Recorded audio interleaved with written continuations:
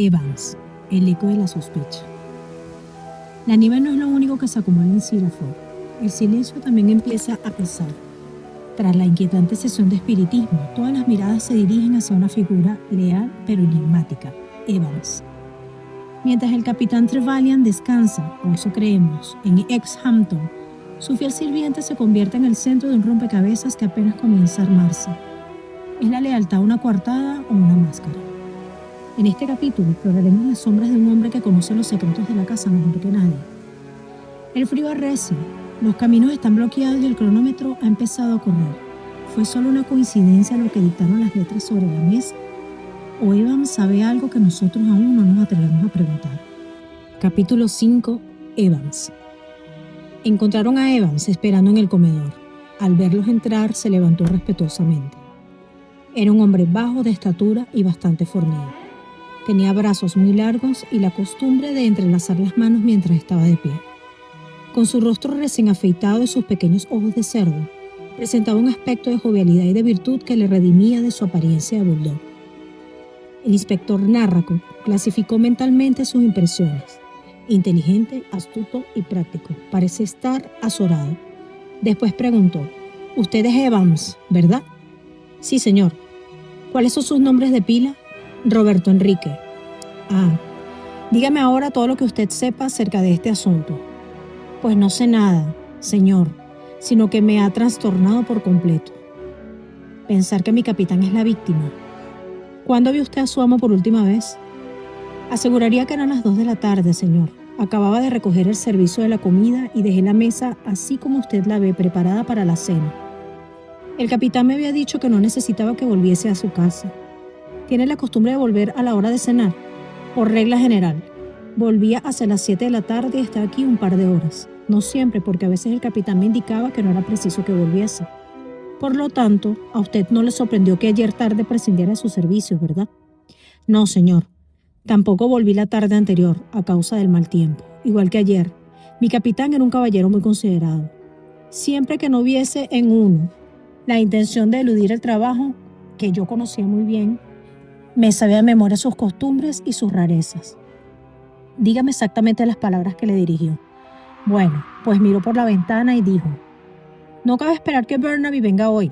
Y luego añadió: «No me admiraría que Siraford estuviese aislado por la nieve. Desde que era un muchacho nunca había visto un invierno como este». Se refería a su amigo el mayor Burnaby, que vivía allá en Siraford siempre que venía a visitarlo cada viernes. Él y el capitán jugaban al ajedrez y resolvían acrósticos. Cada martes mi capitán iba a casa del mayor Burnaby. Mi amo era un hombre muy regular en sus costumbres. Entonces me dijo: «Ya puedes irte, Evans. No hace falta que vengas hasta mañana por la mañana». Además de lo que dijo referente al mayor Burnaby, no habló de lo que se esperaba por alguna visita de aquella noche. «No, señor, no le oí ni una palabra de eso. ¿Y no observó usted si en sus palabras o en sus ademanes se notaba algo inusitado o indiferente a lo normal?» «No, señor, al menos yo no noté nada». Ahora, Evans, le diré que he sabido que usted se ha casado hace poco». «Sí, señor, con la hija de la señora Belling, una de las 3 coronas». «Hará cosa de 2 meses, señor». «¿Y no le desagradó eso al capitán Trevelyan?» Por el rostro de Evans cruzó una ligerísima mueca. A decir verdad, el capitán no puso una cara muy satisfecha cuando se enteró. «Sin embargo, mi Rebeca es una buena muchacha y excelente cocinera. Yo pensaba que podía haber sido útil también en la casa de mi capitán, pero él, bueno, no quiso ni oír hablar de ello. Dijo que nunca tendría mujeres a su servicio. En resumen, señor, el problema se resolvió cuando llegó esa señora sudafricana y manifestó que deseaba alquilar la casa de Siraford durante este invierno. El capitán le arrendó su mansión y nos trasladamos a este pueblito, donde yo tomé una casita y empecé a venir cada día por aquí para servir a mi amo. No era necesario decirle, señor, que mantenía la esperanza de que acabara el invierno mi capitán se dejaría convencer, permitiendo que Rebeca y yo fuésemos a vivir con él al regresar a Siraford. Además, que ni siquiera se hubiese enterado nunca de que ella estuviese en casa, porque no saldría de la casa, y ya se las arreglaría para no encontrárselo por la escalera. ¿Tiene usted alguna idea de lo que pudo haber tras esa adversión que el capitán Trevelyan sentía por las mujeres? Ninguna, señor. Creo que no era más que una costumbre suya, y eso es todo. He conocido muchos caballeros así antes que él. Si usted me pide mi opinión, le diré que no es ni más ni menos que timidez. Alguna joven dama les da calabaza cuando son muchachos y de ahí viene la costumbre de esquivarlas. El capitán Trevelyan no estaba casado, ¿verdad? No, señor, desde luego que no. ¿Otras relaciones tenía? ¿Las conoce usted? Creo que una hermana suya vivía en Exeter y me parece haberle oído mencionar la existencia de un sobrino o de varios sobrinos. ¿No vino nunca ninguno de ellos a verle? No, señor, creo que estaba reñido con su hermano. ¿Sabe usted el nombre de esa señora? Creo que se llamaba Garner, señor, pero no lo aseguraría. ¿Conoce usted su dirección? Lo siento mucho, señor, pero no lo sé. Bueno, indudablemente la encontraremos cuando se revisen los papeles del capitán. Ahora, Evans, ¿qué hizo usted ayer tarde desde las 4 en adelante? Estuve en mi casa, señor. ¿Dónde vive usted? Aquí cerca, nada más volver a la esquina en un número 85 en la calle Ford. ¿No sale usted para nada? Desde luego que no, señor. ¿Por qué habría de salir? La nieve caía que daba gusto. Bien, está bien. ¿Hay alguien que pueda ratificar su declaración? Dispénseme, señor, pero no lo comprendo. Le pregunto si hay alguna persona que sepa con seguridad que estuvo en su casa a la hora del crimen. Mi esposa, señor. Ella estaba allí. ¿Estaban ustedes solos en la casa? Sí, señor. Muy bien. No dudo de que lo que usted me está diciendo sea cierto por el momento, Evans. No tengo nada más que preguntarle. El exmarinero dudaba como si quisiera añadir algo, apoyándose alternativamente ya entre un pie y el otro. ¿Puedo ayudar en algo aquí, mi señor, arreglando este desorden, por ejemplo? No. Todo lo que hay en la casa se ha de dejar exactamente tal cual está hasta nueva orden. Comprendido, señor. Lo mejor que puedo hacer es esperar aquí mismo hasta que yo complete mi inspección, dijo Narracott. En el caso de que necesite enterarme de algún otro detalle, me convendrá podérselo preguntar. Muy bien, señor. El inspector Narracott paseó su mirada desde Evans al último rincón de la habitación sin olvidarse de mirar nada. La entrevista había tenido lugar en el comedor. La mesa estaba puesta con la cena del día anterior.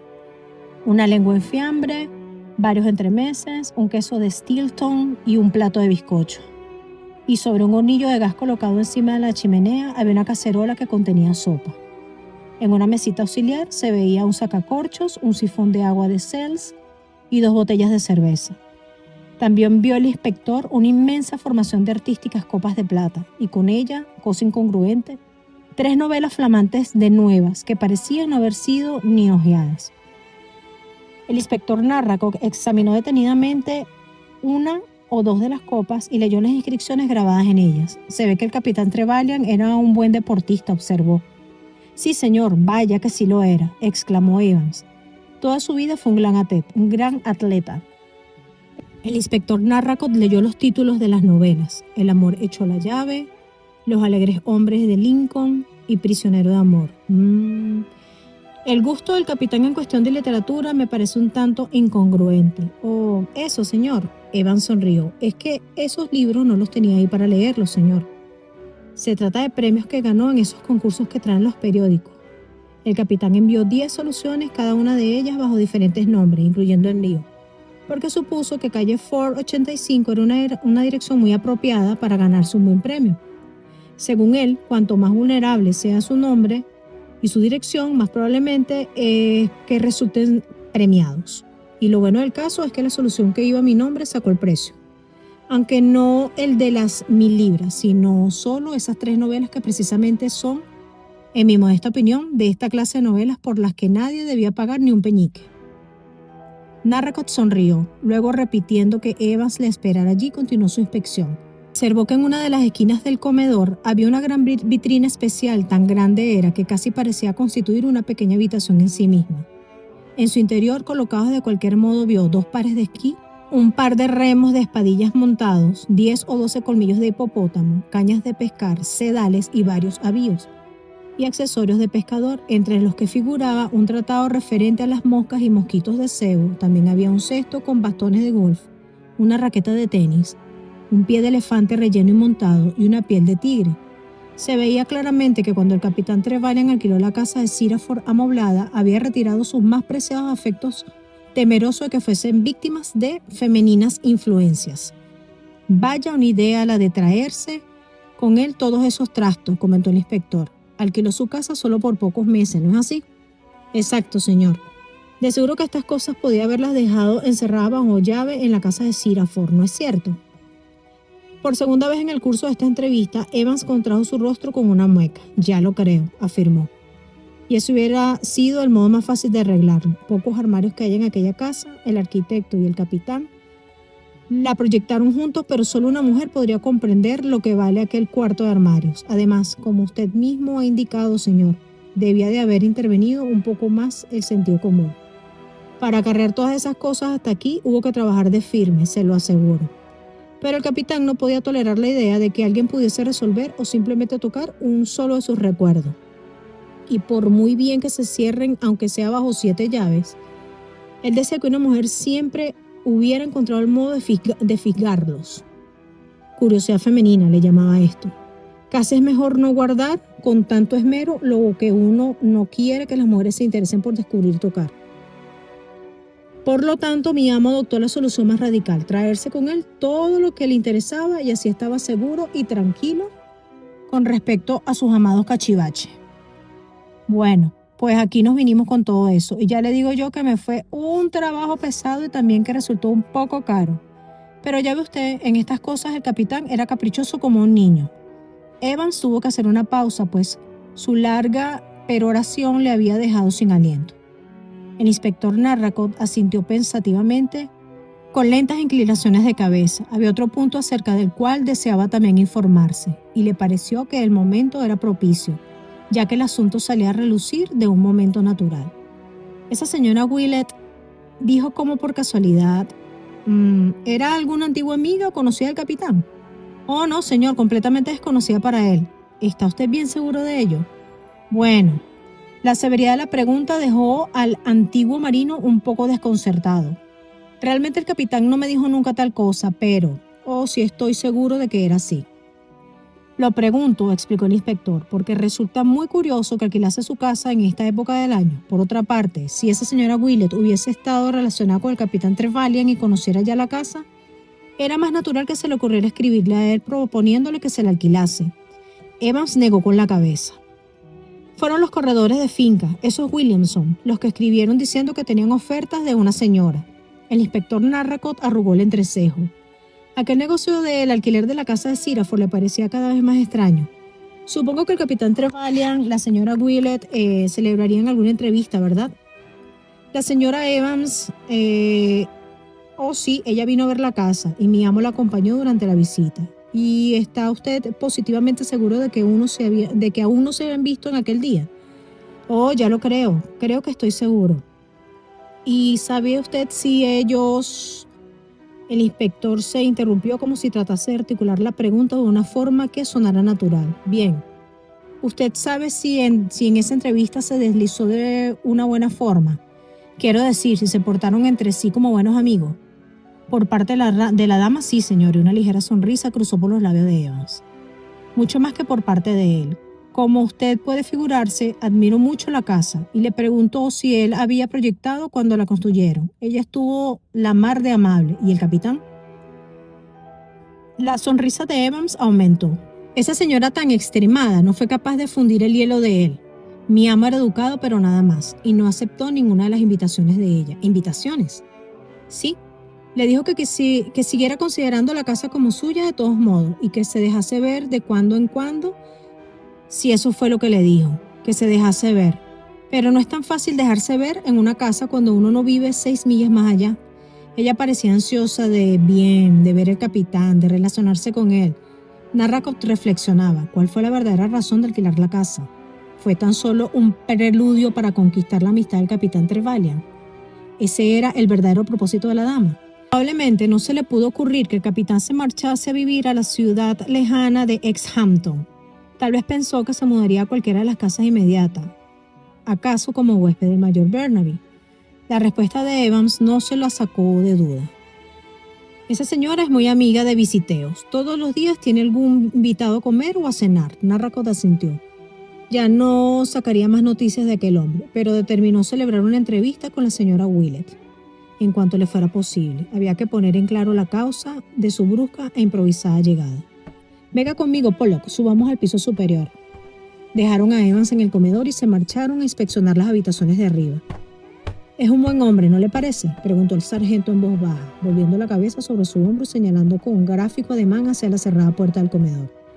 «Así parece», dijo el inspector, «pero nunca sabe uno a qué carta quedarse. Sea lo que quiera, desde luego, ese prójimo no tiene pelo de tonto». «No, es un pajarraco inteligente. Sus explicaciones parecen bastante lógicas y naturales», continuó diciendo el inspector. «Se ha expresado con perfecta claridad y muy en su puesto, aunque como acabo de decir, cualquiera sabe dónde está la verdad». Y tras este comentario muy propio de su minucioso y desconfiado carácter, el inspector procedió a su análisis de las habitaciones del primer piso. Había 3 dormitorios y un cuarto de baño. 2 de los primeros estaban vacíos y se veía claramente que no eran usados desde hacía muchas semanas. La tercera alcoba, que era utilizada por el capitán Trevelyan, aparecía en perfecto y exquisito estado de orden. El inspector Narracott la revisó de cabo a rabo, no dejando cajón por abrir ni armario por registrar. Todo estaba en su sitio. Se advertía que aquel era el cuarto de un hombre casi fanático en sus hábitos de pulcritud y limpieza. Narracott finalizó su inspección y echó una mirada hacia el inmediato cuarto de baño. Allí también resplandecía el más perfecto orden en todos sus detalles. Examinó por última vez el lecho, primorosamente preparado para acostarse, con el esbozo abierto hacia abajo y el pijamas bien dobladito y dispuesto para su uso. Entonces movió la cabeza con ademanes negativos. «Aquí no hay nada», murmuró. «No, señor inspector, todo está en perfecto orden, pero hay que revisar uno por uno los papeles que contengan el escritorio del despacho». «Conviene que se ocupe usted de ello, Pollock. Le diremos a Evans que ya puede irse. Más tarde puede volver a verlo en su propia casa». «Está muy bien, señor inspector». «También pueden retirar el cadáver. Me convendría ahora ver a Warren, aprovechando que estoy aquí. Vive cerca de esta casa, ¿verdad?». «Sí, señor». «En la misma dirección que las 3 Coronas, o en la opuesta». «Está al otro extremo de la calle, señor inspector». «Entonces empezaré por ir a las 3 Coronas. A nuestro trabajo, sargento». Pollock entró en el comedor para despedir a Evans. El inspector salió por la puerta principal y se encaminó con rápidos pasos a la posada de las 3 Coronas. Evans no es solo un hombre en la lista de sospechosos, es el vínculo directo con la rutina del capitán Trevelyan. Si el espiritismo señala un crimen y Evans es quien custodia el escenario, ¿estamos ante un testigo o ante un cómplice silencioso? La nieve sigue cayendo sobre Siraford, pero las huellas que Evans deja en este capítulo son las que nos llevarán inevitablemente a la verdad, o a un callejón sin salida. No olviden que en este tablero hasta el movimiento más leal puede esconder la intención más oscura. Nos vemos en el próximo episodio, porque cuando el reloj marca las 5:25, el misterio apenas comienza a despertar. Porque a las 5:25 la verdad siempre sale a la luz.